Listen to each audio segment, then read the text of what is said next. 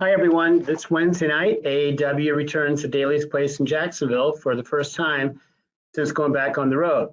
The card on Wednesday night is stacked for AEW Dynamite Homecoming, including the highly anticipated match between Cody Rhodes and Malakai Black. With us today to discuss AEW Dynamite Homecoming is Executive Vice President Cody Rhodes. So without further ado, we're going to turn the call over to Cody for some opening remarks, and then we'll open the lines for your questions. Cody? Hello. As always, it's great to be with you on these calls. It really has been quite a year, and being on the road for shows for the last month has been wonderful. We are really enlivened as a company to come back to Jacksonville for the homecoming edition of Dynamite. Before we jump into any of the questions, I just want to go ahead and preface, I know that there are many rumors and speculations floating around. I won't be commenting on any of that, so please don't waste your question by asking about rumors. With that said, I'm excited to get started. Let's bring on the questions. Thank you all. Okay, so we're going to do this as we normally do. Thanks, Cody. I'm going to call on Louis Dangor from Gimme Sport, and I would like to have Stephanie Francome from Steel Chair ready to go next. Louis, you're up. Hi, Cody. How are you? I'm wonderful. I'm good. How are you? Very good, thank you. I wanted to ask, obviously, Malakai Black's arrival in AEW was a lot sooner than people would have anticipated, given his, I know he's spoken now about his 30 days instead of his 90 days as it should have been.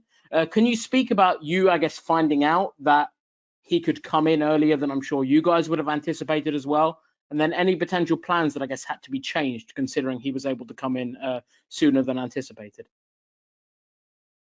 Well, from my understanding, no plans have been changed. Whenever there's a free agent of that caliber, male or female, you have to jump on it, and that's not an area where I was the one who contacted or facilitated it. This is the same guy who kicked me square in the jaw on his very first night to make a statement. Tony Khan is responsible for bringing in Tommy End or Malakai Black, whatever he'd like to go by. But no plans were changed. If anything, we were presented with something incredibly special. Dynamite is the heart and soul of the company and what we do. And being able to put these matches on television, this is huge.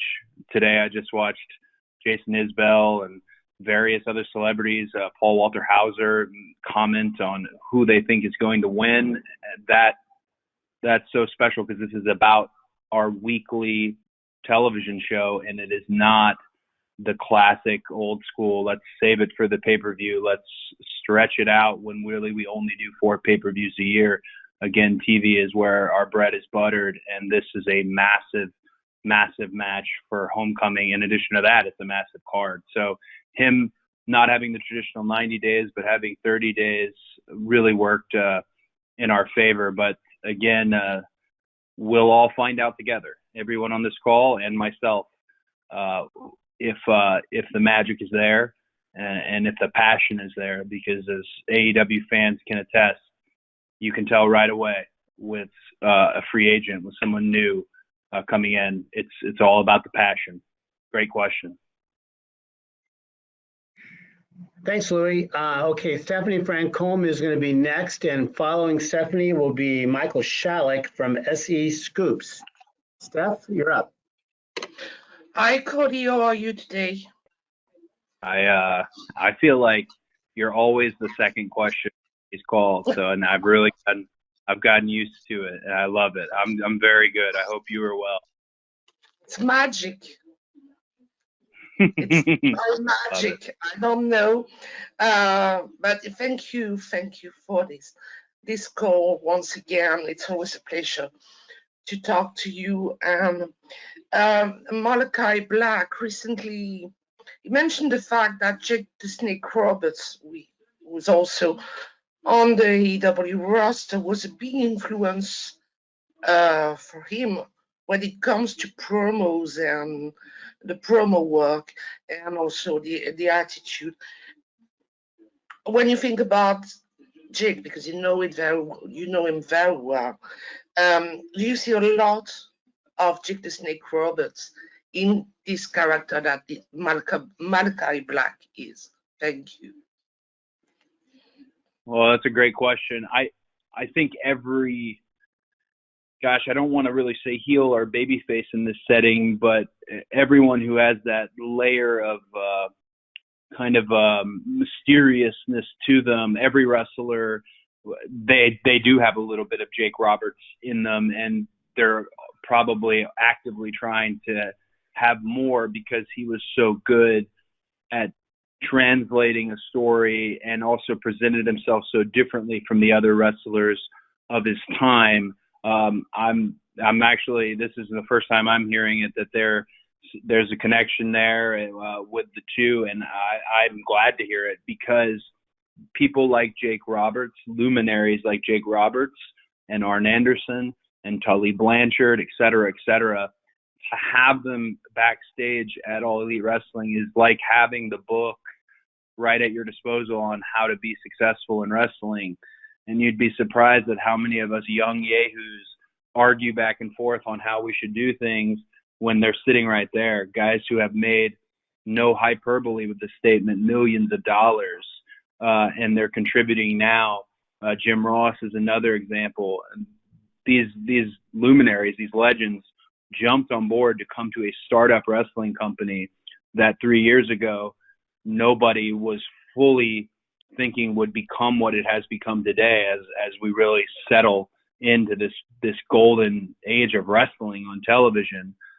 So that's good to hear that Jake is inspiring to talent still, and he will continue to do so. I'd personally like to thank Jake because I teach a developmental class, or I don't know if we can say developmental class, but I teach a group of young wrestlers often before call time at television, and Jake has been there with me for every one of those classes. And if I'm being totally honest, he's a far better teacher and far more qualified than I am, and he's been incredibly helpful with young people, people like Brock Anderson, people like Lee Johnson, who's wrestling Miro for the TNT Championship. I'm rooting for Lee for the most coveted title in wrestling at Dynamite's homecoming tomorrow. So yeah, big shout out and props to Jake. Thanks, Cody, and thanks, Steph. Michael Shalik from SE Scoops is next, and on the on-deck circle is Stephanie Chase from Digital Sky. Excuse me. Without further ado, let's go with Michael, and I'll get the name right here in a minute. Michael? Hey, Cody. I hope fatherhood is treating you well. Oh, thank you so much. It really is. It's like all the things people tell you, but you don't believe, and then it's its own magical thing that I can't even describe. I'm a pro wrestler, so a lot of what I've done my whole life is very self-serving. The moment I saw her, I could care less about me, and it became about what I can do for her. And that's just so special. She's 9 pounds and 5 ounces now, and she's growing and making squeaky noises, and just is the most beautiful thing on earth. She looks exactly like her mother. That's great. I'm a new father myself, so I can relate. Yay. So the free agent market right now is booming. So granted, you can't sign everybody. Even with AEW's expanding programming schedule, there's only so many spots on the roster. There's only so much room on the budget. That said, there's certain performers out there where if you're available, it's almost like, how do you not get this person if they're out there? So my question, without speaking about anybody specifically, what is AEW's current appetite for talent acquisition? And is there room to sign 5 more people, or are we pretty much at capacity right now?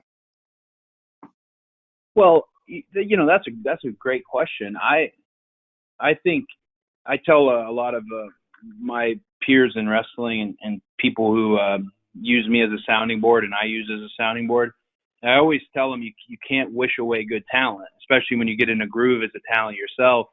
And it's not unlike the world that Tony comes from already, the world of the NFL and football in the UK. If there's a free agent out there that can move the needle and be something significant for us, I personally, I'm not saying this from the company perspective, personally, I think you have to go after them. And does that change the landscape of the show and the roster?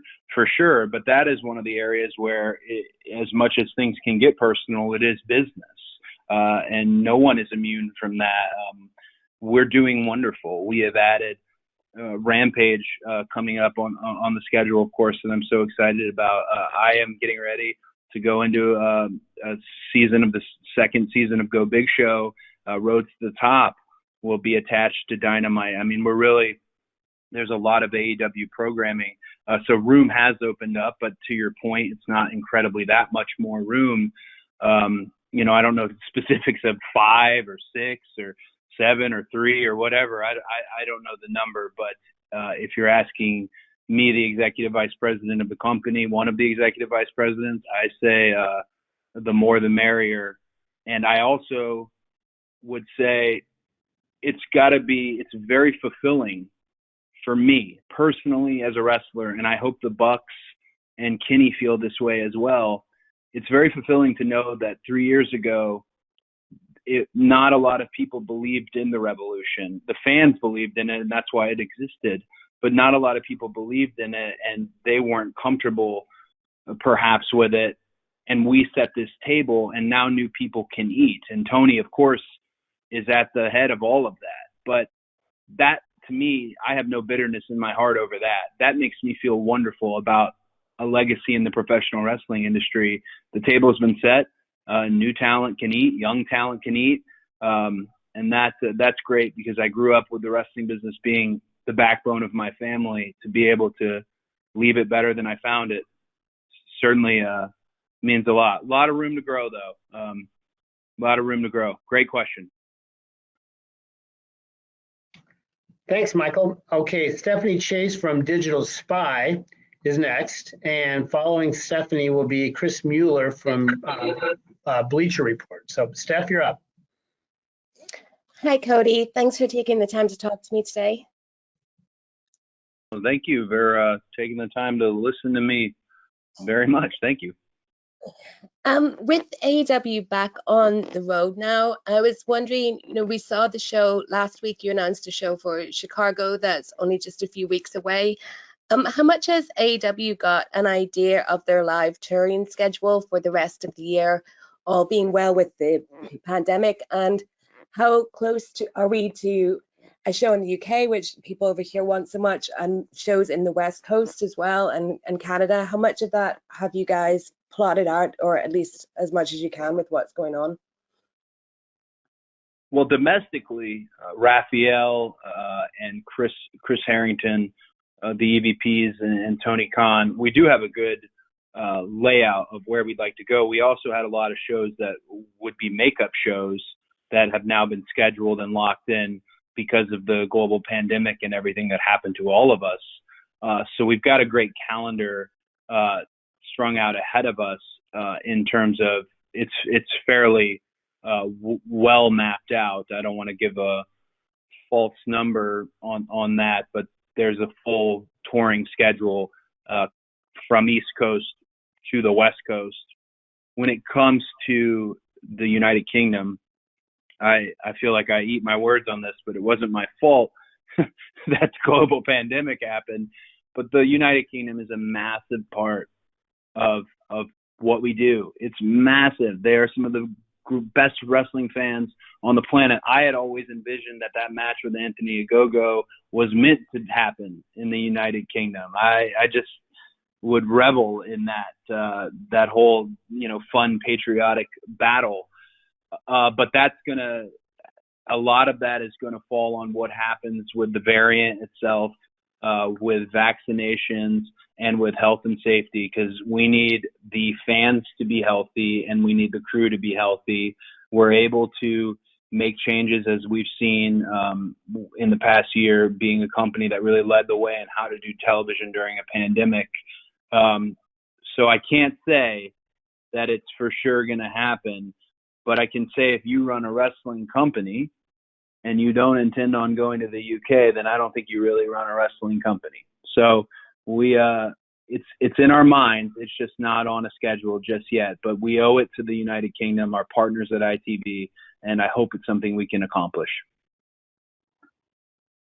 Thanks, Stephanie and Cody. Okay, Chris Mueller, you're up next from Bleacher Report, and following Chris will be Jim Barcelone from the Miami Herald. Chris? Hey, Cody. So I wanted to get your opinion on last week's main event with Nick Gage. Just what was your opinion of the match in general? And as an EVP, what's your overall opinion on deathmatch wrestling, and does it have a place in mainstream pro wrestling? Great question. I think the match was as advertised. Chris Jericho, or that night, the Painmaker, and Nick Gage were very clear about a death match and what you were going to get. It went on in the second hour, and it was indeed as advertised. I, before AEW was a thing, had considered doing a death match with Matt. I feel like I'm going to butcher his last name, but Tremont. I had really heavily considered it, and I never pulled the trigger on that. But that was indeed a death match, and I think the answer to your question about does it have a place in television, well, we were the number one show on cable, and that is a huge honor. 3 weeks in a row, that's a huge honor and a responsibility to our fan base. During the Olympics, we're the number one show on cable. So yes, I think it does have a place. I don't think it's something you will see often. That's just my opinion as asked for. I don't think it's something you'll see often. And I think it's important that you balance your show out with, sure, there was this death match between the Painmaker and Nick Gage, an unbelievable match. But also there are wrestlers on our roster who try to present a little bit more of a family aspect to what they do, a little bit more clean cut. There are wrestlers that are a little bit more geared towards children in terms of building a younger fan base. And that's really what makes this wonderful buffet of wrestling. So yeah, I do think there's a place for it. I don't think it's something you'll see often on our product, but there's definitely a place for it. And kudos to those guys for putting themselves through that and having a great main event. Thanks, Chris. Jim Barcelone from the Miami Herald is next, and then after that, I'm going to take a question from the write-ins. So, Jim, go ahead. Thank you, Cody. Hey, you mentioned Rampage a little earlier, and I'm curious because AEW Dark and AEW Dark Elevation, two really good shows on AEW YouTube, the presentation of those are different, and there are things that are different about those two shows. And I'm curious if there's anything you could tell us up front about Rampage that will separate itself from Dynamite and the presentation of it and just what we can expect from Rampage. Yeah, that's a great question. With Rampage, we're going to have a bunch of news hopefully coming in the following week. But I can say just a few things about the show itself. One, I think you'll see with the show that it's more centered around the fight itself, the match itself, being that it's a 1 hour program. I think you'll see a little bit more fight forward focus. In addition to that, Mark Henry will be joining the booth on commentary. And I think that's a really fun perspective. I've known Mark for quite some time. I'm very proud of this. I was able to start a community outreach department at All Elite Wrestling, and Mark Henry was one of the first people that I had to have on that team. He would have started his own department if he could, because of his contacts in this world, his ambassadorship all around with various outlets as we go from market to market to do good. I'm very proud. I know it's not exactly on the crosshairs of your question, but I'm very proud of the community outreach group. Thunder Rosa is incredibly helpful. We did wonderful stuff with Salvation Army. Tomorrow we've reached our goal for Wounded Warriors, and many of them will be in attendance at homecoming. Hats off to the captain, Sean Dean. I wanted a bit more responsibility in the company, and this department is an area where I'm really going to sink my teeth in, because I truly believe in, however famous or however you want to put it that you are, your sphere of influence and your ability to positively affect the towns you go to is a wonderful, wonderful thing that you can do for really no cost. So I'm very excited about community outreach, and I'm excited about Rampage, to hear Mark on commentary and to see a show that, to your point, having these different identities with Elevation, with Dark, with Dynamite, it will have its own. I kind of want to break a spoiler, but you know what? What the hell? Every now and then I get in a little trouble. I think, so maybe it's not a spoiler, I think the canvas with the logo in the center, which is one of my favorite things ever, is returning for Rampage. I think. So y'all can all tweet me endlessly if I was wrong about that. But that's as much of a spoiler as I can give you on Rampage. More news coming this week. I'm very excited about it. Thanks, Jim. Okay, I'm going to take a question here from our online submissions from Darren Paltowitz from The Hype magazine. Cody, when Darren had the pleasure of speaking to you about 3 years ago, and he asked you about your original to-do list, and at the time you said that to-do list was pretty much completed. So you created a second to-do list, and then that consisted of All In happening, and All In being an absolute grand slam. So he's kind of interested in your to-do list. What else do you have? What else do you and AEW have, after everything you've accomplished over the past few years, what else is left to do on your to-do list? That is a loaded question. My goals in wrestling have changed so much. When I first got into wrestling, I just wanted to win the title that they had taken away from my dad in Madison Square Garden. And then time just zoomed forward, and the goals presented to me then were astronomical. To be part of the elite with Matt, Nick, and Kenny and Hangman, and then to have Chris Jericho and Jon Moxley and Tony actually provide the biggest burst of life in 2 decades for wrestling. Gosh, I almost would feel foolish making new goals for wrestling, because so much has been done with this team we have. It's definitely been a team effort. So much has been done. This is going to be maybe a sappy answer. But I think before, it's all said and done, and I don't know when that is, because between you and I'm pretty tired right now. I would like my daughter to know, I'd like my daughter to know that I never gave up at an industry that really can chew you up and spit you out. I never gave up. I really wanted to move forward, and the identity that was presented to me, I was going to outgrow that. The plans that were presented to me didn't match my own plans. And I just hope that's something that she can know. I think that's my biggest goal is, I had the best dad in the world. And, I just want to be that for her. Thanks, Cody.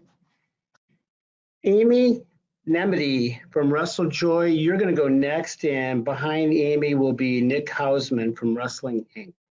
Amy?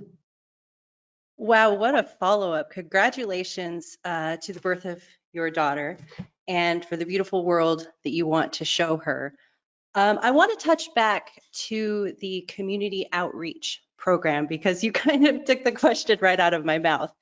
So with AEW, community charity and giving back has been very crucial from the outset.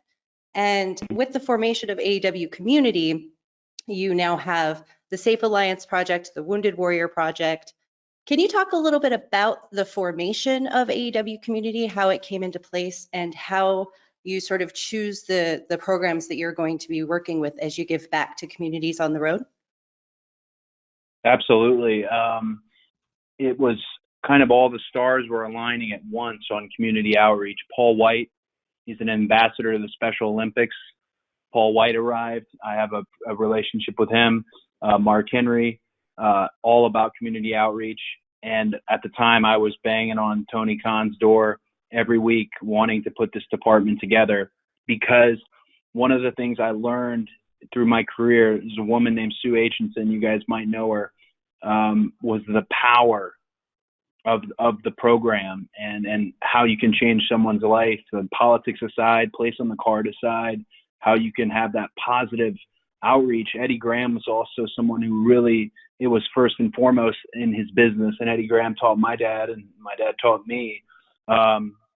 And what I wanted to do different was I wanted to get basically, you know, Thunder Rosa in the Texas area, and she has social work experience, and Captain Sean Dean, his military connections. I wanted to do things that other companies can't do, and I don't think still can do, with in-program activations. We saw one at Double or Nothing with Canines for Warriors, which Mega of the Jags helped me coordinate. I'm open to everything. That's why we put the email out there publicly. It's my way of trying to reel in as many places to work with that do good, that truly do good. The Jags Foundation has been incredibly helpful. We're busing in 600 children, youth groups, to the homecoming show tomorrow, 600. And I hope that I can give one of them my weight belts on my entrance. These in-program activations where we can actually see these folks means a lot to me. Again, Sue Aitchison was a real model for that. And I always appreciated, because I did endless amounts of appearances throughout my career. They were incredibly important for my education. So yeah, I'm sorry, I'm almost speaking vaguely about it all. I'm very proud of it, but I'm real excited that every town we go to, I can ask Lance Archer, you know, about Texas. I can ask John Moxley about Cincinnati, and I can do that everywhere we go. And we can have that talent specifically involved. It was really amazing to me, the roster, after we took that photo in the ring, the amount of people said, I want to be part of this. That's how you know you got a really good roster. And again, like, I wanted more responsibility. I wanted this group to happen, and Tony blessed us with this group. I want talent to be able to experience what I experienced and just know the power of wrestling. You know, there's nothing like it. There really isn't anything like wrestling. And right now it's destination programming all over the world again. So that's to me, I want to spread that all around. Thanks. Thanks, Amy. I'm sorry. Thanks, Amy. Nick Hausman, you're next, and you're going to be followed by Connor Casey from Comic Book. Nick?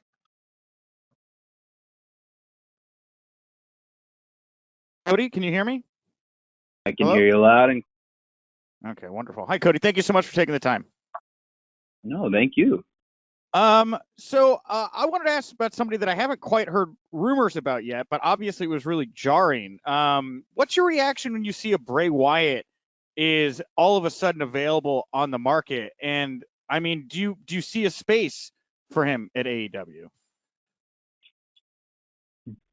Bray Wyatt was, before he was Bray Wyatt, was my rookie at that second season they did of NXT, and the Rotunda family and the Rhodes family, that they certainly go way back. I can't comment on if I see a spot for him when it comes to us, but I can tell you, an incredibly creative individual, an incredibly creative man. And whenever I see someone like that lose their job or you know, move into the next phase in their career, as someone who left WWE on my own, and at the time that was super unheard of to leave, I just always, I can't be everyone's sounding board, but I really want to be. Because, you know, I'll give you an example. I'll pivot away. I would have never thought that Matt Cardona was going to end up being this GCW champion and getting pelted with trash. But I should have thought he would be doing something. And that's kind of to circle back to Bray. I can't comment on if he fits in with us, but I can say if he has an ounce of passion for this, that guy can fit in anywhere because he's a very special, special talent. So that's really all I could say there. Thanks, Nick. Connor Casey, you are up next, and I'm going to follow Connor with a write-in question from Russ Weekland from Hollywood Life. Connor?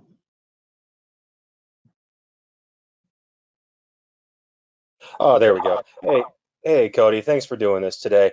Wanted to ask about the United Center. You guys sold out Rampage really quickly.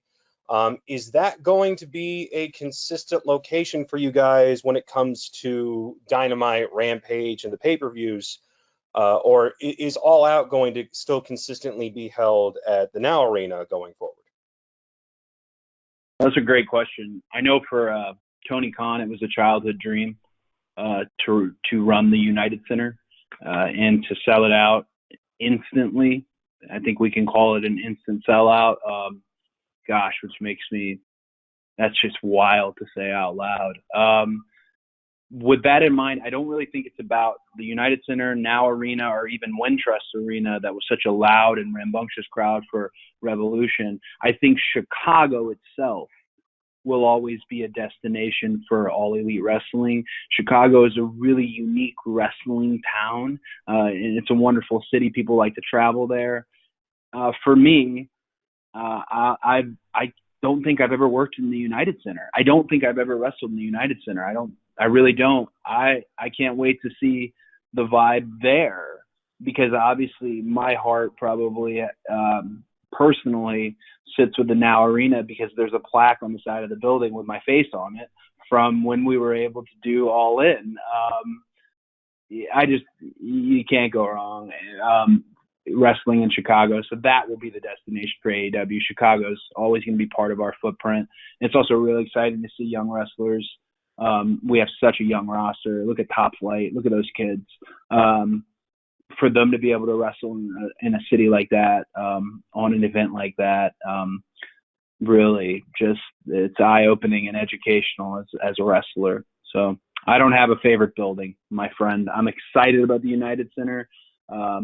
And the fact that we could fill it instantly, that really emboldens our fans. Really, it begets the question, what's next? Where is next? Thanks both. Okay, here's my a write-in question from Russ Weekland from Hollywood Life. And then following Russ will be Izzy from the Hot Tag with Izzy. First from Russ. It appears that so many great things are happening in AEW, the people coming in, the amazing matches, great new shows. But is there anything that you think needs improvement or needs to be finessed in any way as the months and years continue for AEW's continued success?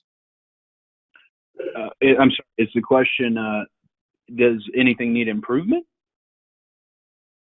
Yeah, is there anything that you can finesse or anything you can improve that will guarantee success down the line for AEW? Well, I don't know if we get the guaranteed success, but I can tell you that one of my favorite jobs I have at All Elite Wrestling is every now and then I will coach 1 to 2 matches a night. And when I'm the coach, often I have an incredibly long or non-existent leash when it comes to my matches because I like to retroactively give the notes on, hey, did you hear this? This could have been a good opportunity for that. Hey, I would try this next time. The one thing I do give my talents when I'm coaching a match is what's your goal? Is your goal to find the floor cams and make good facials? Is your goal to sell? Is your goal to see this thing that you want to kind of what's old is new and take it and present it in a new way, a new move, whatever it may be. So in terms of improvement,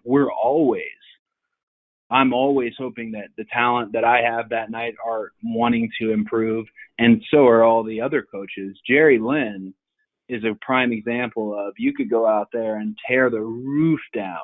As soon as you come back, he's going to tell you, hey, you forgot to sell your leg. and just humble you right away. Jerry Lynn, really wonderful coach. My brother Dustin, who I don't put over near enough, coaches the women every week. He has them in the ring far before call time, sweating and just running and gunning and getting reps in.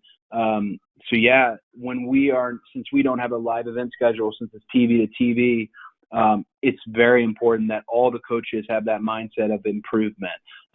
Tony already has that mindset of how can I improve upon the show last week, and he has great sounding boards. He has the Bucks, he has Kenny, he has myself, he has Jim Ross, Tony Schiavone, people in post-production. Can we improve the production? Kevin Sullivan doing a wonderful job. So yes, there is lots of things that we can improve and have to improve as we continue to move forward. We want to grow. I mean, we want to grow. There's no plans to not grow as a company. I can't pinpoint one thing. I know with the Nightmare Factory, which is my school here in Georgia, the biggest thing we try to get across and improve our promos. It seems like in this day and age, everyone is incredibly athletic and can do every spot under the sun. But if you can get people to listen to you, if you can get people to love you or love to hate you, if you can truly connect with them, it should be called connection class. If you can find that connection where they are talking about you, that's the gold standard. That's like being an emotionally available actor in Hollywood. That's it, to have that promo. So that's an area, if I had to focus on anything with improvement, it would be performing in front of a crowd and having them involved in what you do, because wrestling is very much, they have to be involved. You can't have a match where they're not involved, and promos. Thanks, Cody. Okay.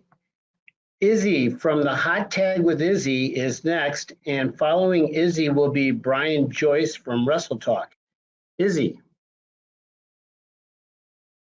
Hey Cody, what's up? How are you? I am good. I see you've been training lately, which it means you've got the bug, and that you're not gonna be able to shake it. So make sure you train safely. Don't do anything stupid. Don't do anything you've never tried before. Just keep at it. It's a wonderful, wonderful business to grow up in. So, hey, best of luck. You're always welcome to come to the school too, if you want to. I don't know. It's kind of weird for us to have this conversation on the call. But anyways, what's your question? Well, first off, thank you so much. Whenever you guys have an available time, I would love to come up to the Nightmare Factory. It would be an absolute honor. But my question to you is, your match against Malakai Black is literally the classic good versus evil, a lot like Darth Vader and Luke Skywalker. In these type of stories, the bad guy is always trying to bring the good guy to the bad side. So how do you maintain who you are personally as that hero of AEW and as a competitor in the ring and not tap into the dark side that Malakai Black is trying to bring you into? Oof, those were very lofty good versus evil comparisons.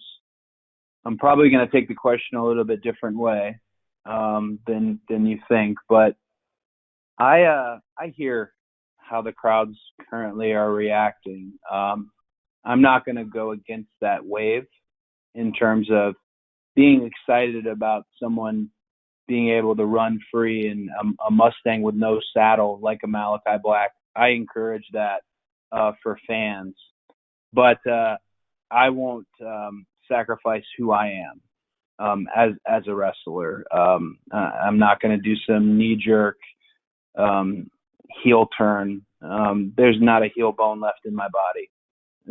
There's not. I did it for 10 years, guys. And it's just, I like hearing, believe it or not, even when it's against me, it's unique to hear someone be received so well. I felt very similarly when Brody had debuted in terms of the reactions he was getting and that excitement and that energy. When it comes to this match, this thing is just so up in the air. for what it could be, and it's a massive match for Dynamite, and just a massive match for the company. I really am looking forward to it. I love the fans from all over the world, of course, but I love the fans in Jacksonville. No disrespect to Daly's Place, the gas station. I feel like we should name that place the AEW Amphitheater, because it's really been home to us. So I'm looking forward to what happens and how it sounds and how it feels. Again, I always like to be incredibly self-aware, so it's important. Tomorrow's, I don't know if you guys can tell on this call, tomorrow's a really big day for the company and for me, and I honestly, I'm looking forward to the match. You mentioned Darth Vader and Luke Skywalker, and there's a lot of fans who thought Luke was a whiny farm boy and thought Darth Vader was the coolest thing on earth. I'm a Luke guy. Hopefully there's some Luke guys in the crowd, and I'm sure there'll be some Darth Vader people in the crowd. That's great. You pay your money to sit in the seats. You can do whatever you want to do. And I've had some really wonderful advice from an extremely polarizing babyface in our industry that has kind of helped me through this current time. And without divulging too much of that, one of the best things was I have to stay true to who I am. I really do. And that I look forward to doing. Thanks, Izzy. Next is Brian Joyce from Wrestle Talk, and Brian will be followed by Sean Ross Sapp from Fightful. Brian?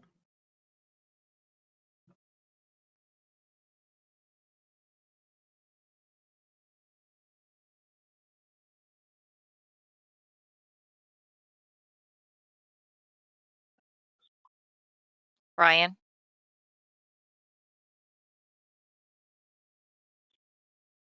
Okay, we seem to be having an issue with Brian's audio.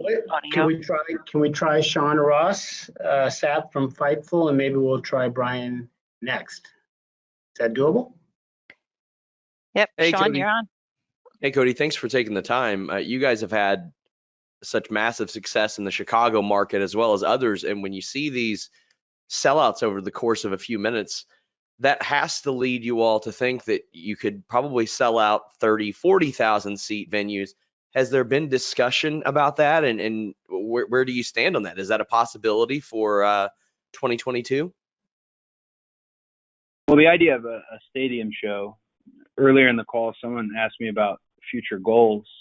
I think that would be a really big goal for me. And it would, of course, I hope be a goal for AEW. I'm just speaking from my behalf, to run an actual stadium show, which to a degree we're doing with Arthur Ashe, which is unreal. The tickets on Arthur Ashe in such a great building. There's not a bad seat in the house. So yeah, we're at the point now where, well, could we, and what would we put on, and what would we call it, and all those things. I think it's something, I can't say it's formally been discussed, but we're all thinking it. I know of a few places that I always thought would be great for a stadium show that haven't been touched on. Again, this is just me. I am declaring, this is just me saying it, but Miller Park is a really unique venue that sits somewhere between a massive stadium show and a little bit more of an intimate vibe. That would be something I'm interested in, but again, I can't speak for the whole company as far as where we're looking and what we have laid out in terms of those things. But yeah, it would be wonderful, really would be wonderful to do a stadium show, which we are doing with Arthur Ashe, but to do another large one, because those become destinations. All the shows that happen, the independent shows that join up with it, the cons that become part of it. It almost feels like a natural extension of the original All In, which was such a Woodstock for wrestling, would be a big stadium show. No plans currently, but definitely that's a personal goal for me. I think that'd be wonderful to really show, my gosh, these crazy wrestlers are right about this revolution and the fans like it. Thanks very much. Let's try Brian Joyce again from Wrestle Talk. Brian, you there?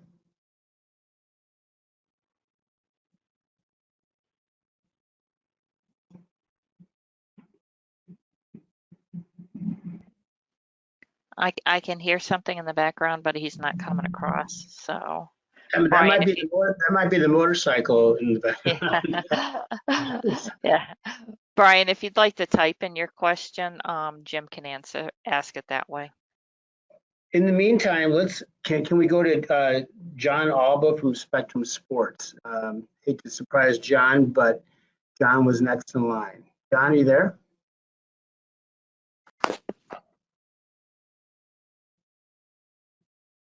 I'm always ready to roll, guys. I appreciate that.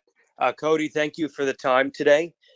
You briefly touched on it before, but I'd like to know more about AEW's current evaluation of vaccine status and mask wearing. The CDC made a recommendation last week that people running indoor venues, people attending those kinds of events, whether they're vaccinated or not, should be masking up. Has AEW taken an official stance on that? And is there any concern over how that may impact future events like All Out? Great question.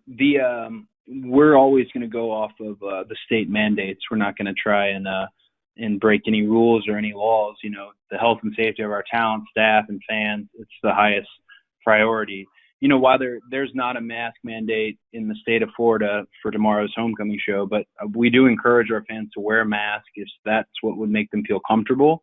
That's from the AEW side of things. Me personally, again, declaring this personally, I would really hope that everyone out there just does their part with COVID and the variant to get themselves vaccinated. You know, this illness affects old people. It affects young infants. And I think people should, this again personally, should get vaccinated. If they're one of these wild people who thinks they're going to be filled with nano machines, well, the Solid Snake is going to save us anyways. So that's a Metal Gear Solid reference. Hopefully some people get it. Izzy absolutely is not going to get it. Yes, we're going off state mandates. So it's something that we're looking at and we monitor every day. Every day, Mega sends a new COVID protocols, how it's looked globally, how it looks domestically, so that we can prepare. And we are prepared. You know, the pandemic came, and that's why we're calling this show Homecoming, because Daly's Place in Jacksonville, Florida became our home. The Nightmare Factory was fitted to operate 7 shows as well. We'll be able to pivot. That's a strength in leadership in terms of Tony Khan and strength in the company in case we have to. Right now, no plans to change. The main plan is to follow state guidelines. And if masks are state guidelines, absolutely. If vaccination proof is state guidelines, absolutely. We want fans to have fun and have fun safely. Thanks, Cody. So for our final question of the day, we're going to try Brian again, Brian Joyce from Wrestle Talk. And if we don't have Brian, we will wrap it. But Brian, hopefully you're there. Brian? You can't, Jim, you can't leave practice on a miss. Everyone knows that. We got to get another question. All right, well, there is a write-in. So how about if I take a write-in? And this is a good write-in here. So let's end it with a write-in from Sebastian Diaz from Over the Top Rope. Over the Top Rope. Congratulations on the success of AEW over the past couple of weeks, which may have been the most important in the company history these past couple of weeks. How do you keep this momentum going and growing? You know, taking what's happened over the past couple of weeks and replicating it tomorrow, the following week, and the following week? Great question. And I think the answer there is what you see front and center, as much as it's the focus and the priority of the show, what's in the ring. What's very important to keeping the momentum happening is what is happening with the younger talent that's developing not in the ring at that moment, building new stars. It's something we hear in wrestling all the time, building new stars and how it wasn't possible and you can't do it. And I would completely disagree. Take a look at Darby Allin. Really look at him. There are kids at every crowd. That's one thing I do at these shows. I count the shirts I see in the front row. I see the kids with the face paint on. That's huge to put your hat on as a company, is building your next golden circle. We know who the golden circle of the company is right now. Their faces are on all the billboards. They're all the action figures, all that thing, but that will change. And this is a company that will not make the mistakes where we hang on too long. when it's time to change, it's time to change. And developing young talent is crucial. That's why I love Dark and love Elevation so much, to see those challenges and things done right, mistakes made, all that good stuff. Yeah, developing new stars. That's it. That's the resource for wrestling as wrestlers. So we have to make more. Okay, we're going to end on that note then. Thank you, Cody. And Brian, we hope to get you back on the next time we do one of these. To everybody on the line, many thanks on behalf of Cody Rhodes and just everybody, Tony Khan and everybody at All Elite Wrestling.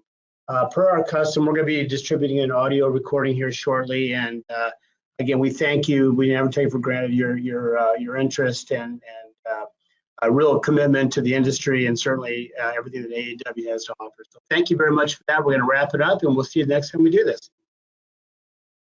Thank you, guys. Thank you.